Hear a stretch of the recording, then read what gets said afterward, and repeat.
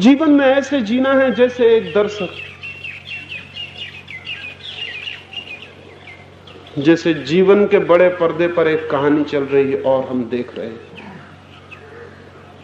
एक दिन भर के लिए प्रयोग करके देखें और जिंदगी दूसरी हो जाएगी। एक दिन तय कर लें कि सुबह 6 बजे से शाम 6 बजे तक इस तरह जिएंगे जैसे एक दर्शक, और जिंदगी को ऐसा देखेंगे जैसे कहानी एक पर्दे पर चलती हुई, और पहले ही दिन जिंदगी में कुछ नया होना शुरू हो जाए।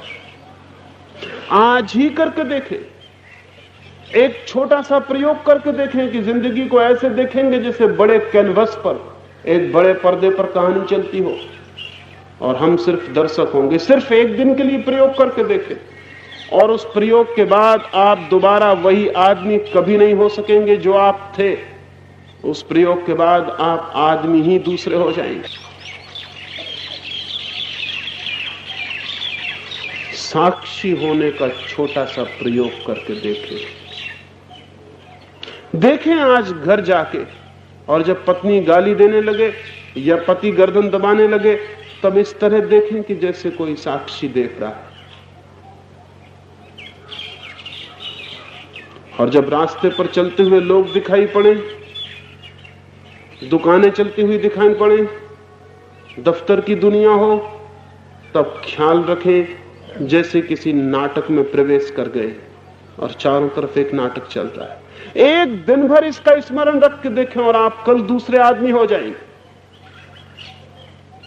दिन तो बहुत बड़ा है, 1 घंटे भी कोई आदमी साक्षी होने का प्रयोग करके देखे, उसकी जिंदगी में एक मोड़ आ जाएगा, एक टर्निंग आ जाएगी।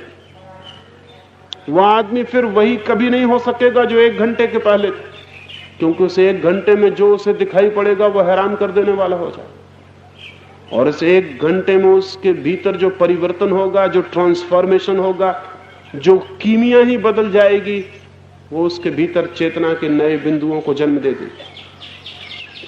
1 घंटे के लिए ऐसे देखें कि अगर पत्नी गालियां दे रही, अगर मालिक गालियां दे रहा है, तो ऐसे देखें कि जैसे आप सिर्फ एक नाटक देख रहे हैं, और फिर देखें कि क्या होता है। सिवाय हंसने के और कुछ भी नहीं होगा, सिवाय हंसने के और कुछ भी नहीं होगा। भीतर एक हंसी फैल जाएगी और चित्त एकदम हल्का हो जाएगा। और कल यही गाली बहुत भारी पड़ गई होती, पत्थर की तरह छाती पे पत्थर बन के बैठ गई होती।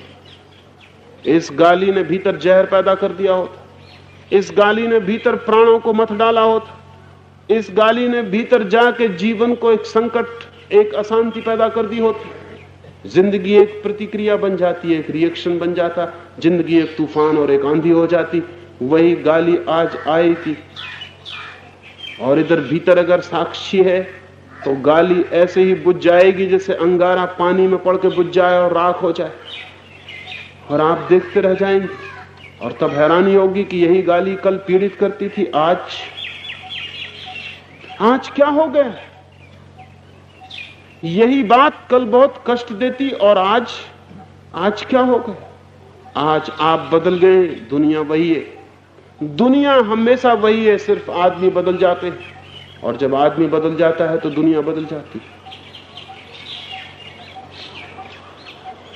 दूसरा सूत्र है, पहला सूत्र है जीवन एक सपना, दूसरा सूत्र है उस सपने में एक साक्षी की तरह जीना।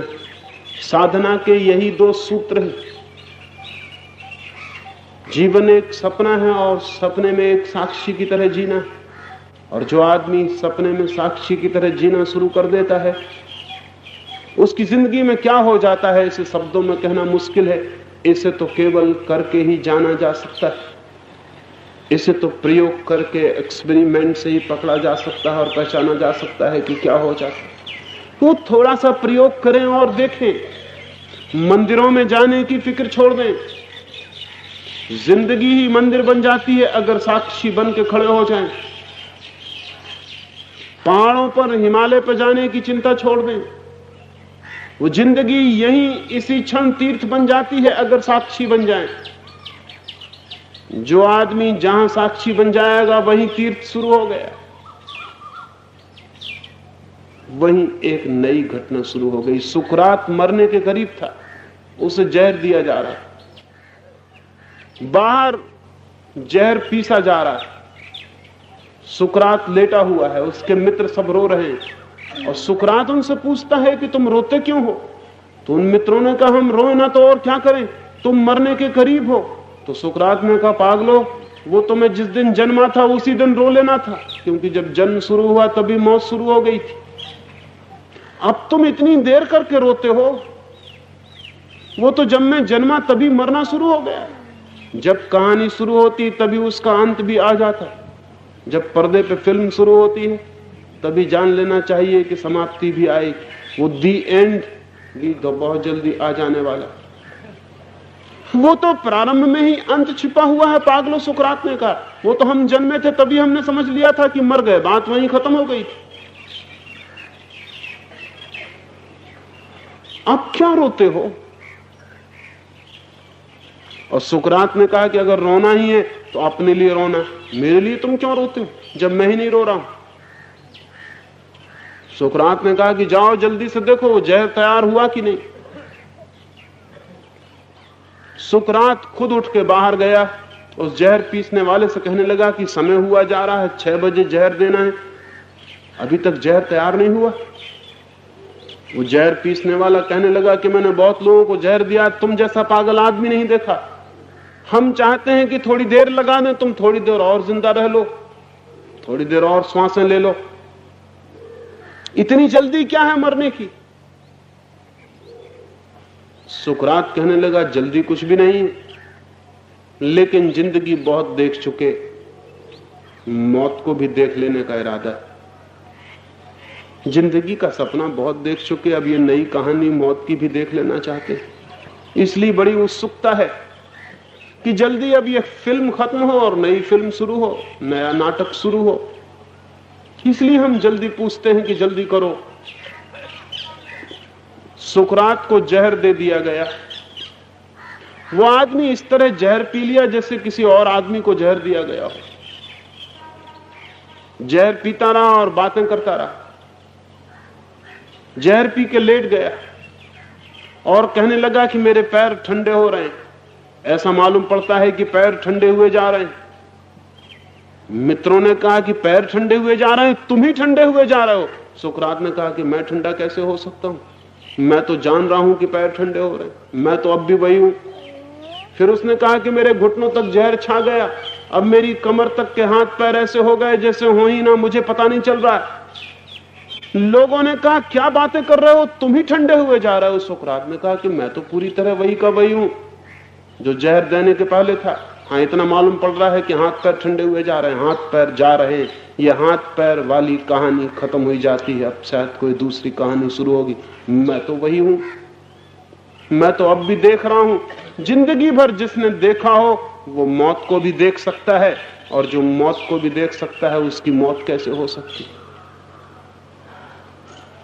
जिसने साक्षी का भाव साध लिया वो अमृत को उपलब्ध हो जाता है। स्वामी राम अमेरिका गए, वो बड़े अजीब आदमी थे।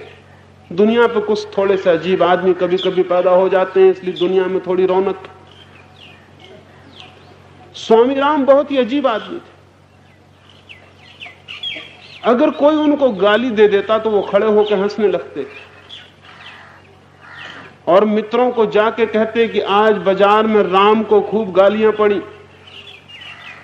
तो लोग कहते राम को, आपको नहीं। स्वामी राम कहते कि मुझको लोग जानते ही नहीं, गालियां कैसे देंगे? राम को जानते हैं, राम को गालियां देते। और जब राम को गालियां पड़ रही थी तब हम भीतर बैठ के हंस रहे थे मन ही मन में कि अच्छा है बेटा, खूब गालियां पड़ रही। एक गांव में राम गया था, स्वामी राम कहते एक गांव में राम गया था, गिर पड़ा एक गड्ढे में। हम खूब हंसे, हमने कहा कि अच्छे गिरे। अरे बिना देख के चलोगे, गिरोगे ही। लोग कहते कि आप किसके बाबत बातें करते हैं? तो वो कहते इस राम के बाबत बातें करता हूं। और आप कौन हैं? तो वो कहते मैं तो सिर्फ देखने वाला हूं, ये राम पे कहानी चल रही, हम देख रहे हैं। राम की जिंदगी है, हम देख रहे हैं। ये जो देखने की बात है, ये जो देखने की तरकीब है, ये जो देखने का टेक्निक है, जिंदगी के प्रति साक्षी हो जाने की ये जो कला है, ये धर्म का सारभूत रहस्य। देखें जिंदगी को एक साक्षी होकर, और तब एक नई जिंदगी की शुरुआत हो जाती है। वो नई शुरुआत सत्य पर ले जाती है, उस सत्य पर जिसका न कभी कोई जन्म हुआ, उस सत्य पर जिसकी न कभी कोई मृत्यु होती है, उस सत्य पर जो कहानी नहीं है, उस सत्य पर जो सपना नहीं है।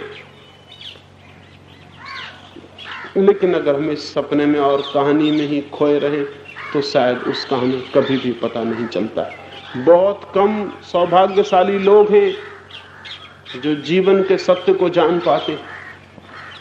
अधिक लोग जीवन के सपने में ही जीते हैं और समाप्त हो जाते हैं।